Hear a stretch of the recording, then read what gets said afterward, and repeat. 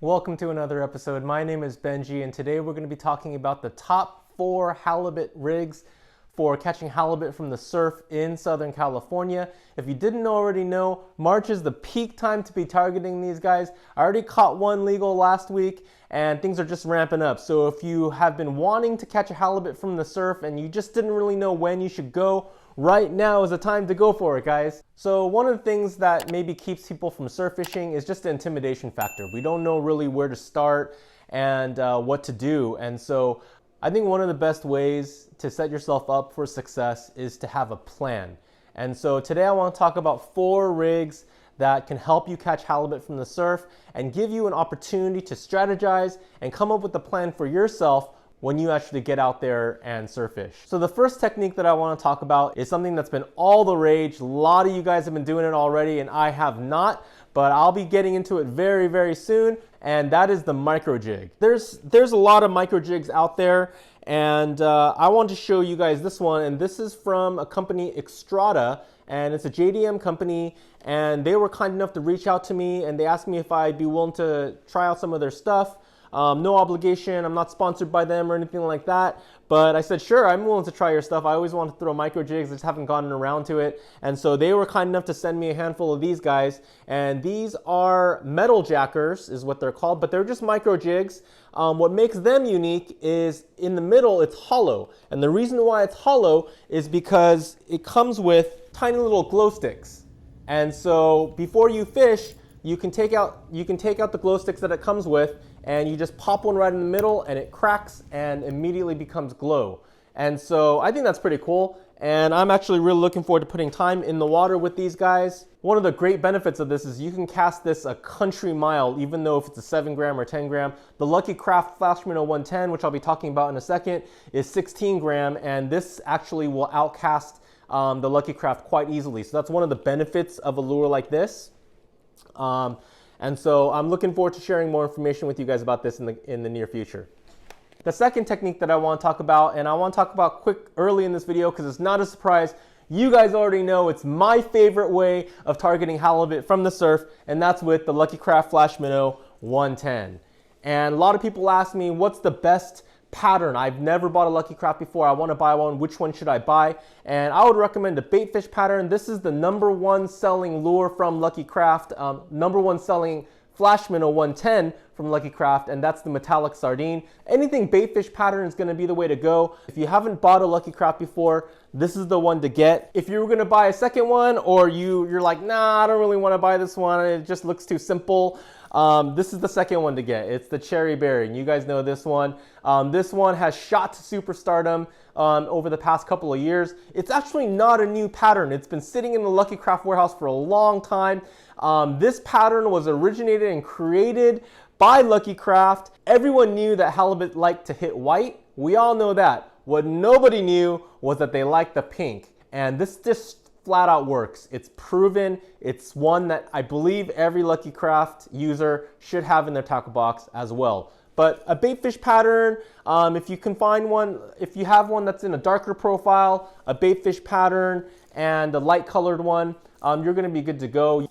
If you just want to start out, it's good to have that based on the water clarity and what they want that day. Definitely with the Lucky Craft, it raises the probability of you catching better quality fish, and that's 100% certainty. You might not catch quantity with it, but the quality for sure is going to be better. I've caught a 27-inch white sea bass, a 32-inch white sea bass, and then a 27.5-inch white sea bass, along with multiple halibut, legal halibut with it. And so it definitely has over time definitely become my go-to lure. And for me, in my opinion, not much else beats getting bit on the jerkbait from the surf. It's just such an addictive feeling to be reeling in the lure and just feel your lure stop, or just feel something hammer that Lucky Craft.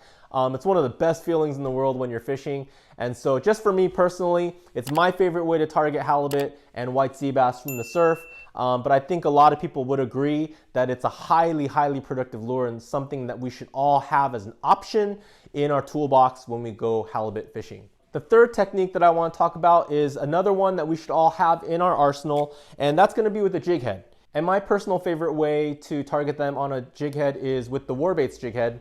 I like using a 1/2 ounce head, a weedless head, and this is my go-to swim bait, Sur baits. And my friend Alex has been pouring these. These are hand poured by locally, and he really makes these swim baits with love. And if you look at these guys, these are, I think, a 4.25 inch, and I believe he just came out with a 3.75 inch as well. But he basically made these to fit the Warbaits jig head, the 1/2 ounce Warbaits head. And so it's just a beautiful lure and definitely unique in the way he created it. He really put a lot of time and care and attention into how this thing swims in the water. It's productive, and they're available in various patterns, but it's rigged up. It kind of just looks like this. You just thread the head through the swim bait body as straight as possible. And what's going to work best for these guys is chucking them out, again, getting it down into the water column, and just a very slow, steady retrieve. But you can experiment with how you want to do it. Just remember, in the surf, the water's always moving, so just the movement of the water is going to provide action on its own. So very, very slow retrieve seems to do very, very well with this technique. But you can also vary it. You can swim it higher in the water column, lower in the water column. You can jig it. You can just kind of figure out what works for you. But definitely, this is something that everyone should have in their toolbox. Very, very effective. Many, many big fish caught on this technique. And so number 3, this is one that we should all have. Last but not least, the last technique that I want to talk about is something that I believe if you're a beginner, you should absolutely consider starting off with this. And if you're just a brand new fisherman pounding the surf and you want to catch halibut, this is the technique that you probably want to start off with or spend a lot of time doing. And if you don't know it already by now, it's the drop shot technique. And so the drop shot technique is a very, very simple technique, and it's something that, there's variations to it. Everyone probably does it a little bit differently, but all in all, they share a lot of similar characteristics. I like to throw with a 1 ounce torpedo weight on the bottom. This is a little bit of a longer leader than I would like to use for halibut. You generally want to use shorter leader when you're targeting halibut because, again, the halibut are going to be closer to the bottom, but you can vary the distance between the sinker and the hook. You just tie a simple Palomar knot. A little secret here is after you tie it, send the tag in back through the eye, and it's going to keep your hook straight. I personally like to use owner size 2 mosquito hooks, and most people might be using straight chain worm hooks like a 1/0, but I prefer using the size 2 owner mosquito, and very simply, I just like to nose hook it. So again, as we talked about earlier, white or pearl color for chasing halibut is generally a good color. Everyone should have some kind of white in their tackle box when you're targeting halibut. But this is a Damiki swim bait, and there's 2 types of baits that you can use when you're using the drop shot technique. This being the paddle tail, and this is a 4-inch Damiki swim bait, or a fluke style bait. And this is a Zoom fluke. I also like using Z-Man jerk shads, the scented jerk shads, but it's the little split tails. And so there's 2 different ways, 2 different things that you can use. And so with the paddle tail, you just nose hook it. You just come under. And this is kind of how I learned to drop shot freshwater bass. With largemouth bass, freshwater, it's much more finesse. You're using super light weights and you're using super small hooks, kind of hiding the presentation. But I like to hook it like this because I feel like it gives me good action from the tail swimming. Some people say you lose out on hook sets, and that might be true, but for me personally, I think I've done okay. I don't think I've lost too many hook sets using this technique. And when you're doing it this way, you just want to cast out, let it swim to the bottom, and then just do a slow, steady retrieve.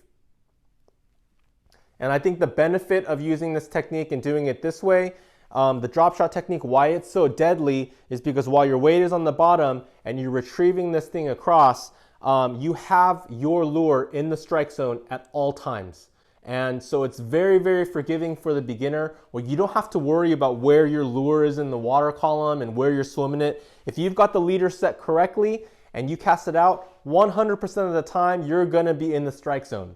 And so your probability of getting bit, if you've rigged this up correctly, just skyrockets, because the percentage of time that your lure is in the water where the halibut might bite is just that much greater. So this is one way to do it. And the other way, with the fluke style baits, it's the same thing. You just nose hook it like so. And then when you cast out, this is gonna be a much slower presentation. You cast out, you can pause, and again, the water's gonna be moving this tail like this in this erratic fashion, kind of presenting an injured bait fish. And with this one, it's gonna be slow retrieve, pause, twitch, twitch, twitch.